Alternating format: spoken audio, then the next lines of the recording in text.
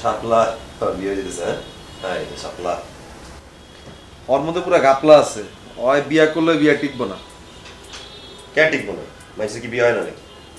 বিয়া হয় কিন্তু ওই যে ক্যারেক্টার ওরে বিয়া টিকবো না। জীবনে তো আমিও কম করিনি। আমি কি পারছি ওর বিয়া করতে?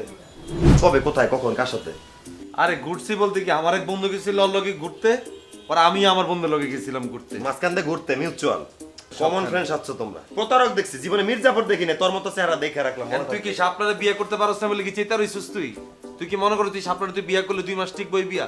হ্যাঁ আর তুই টিকাইতে পারতি, তুই একবার তো ওখানে হাজবেন্ড হয়ে তুই একদম প্রপার যোগ্যতার দায়িত্ব পালন করা লাগতো, তাই না? আমি আমি টিকেতে পারতাম ঠিক, কিন্তু তুই পারতি না।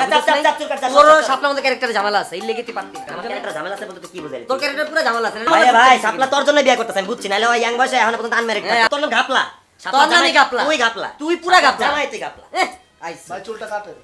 কাটতেছে আরে তো, ভাই হয় না তুই কেন? সোজা বল না। শাপলার বিয়ে চুলটা দিতেছে, কেমনে কাটানো? আপনি মাঝখান দিয়ে কথা কন কেন? আপনি যদি এরম পিছে তাকায় থাকেন চুল কাটতে পারবেন ভাই? মাথা সোজা করেন। সবগুলো শাপলা মনে হইতেছে আমার আজকে। হ্যাঁ চুলটাই শাপলা স্টাইল হয়েছে, চুলটাই শাপলার মতো।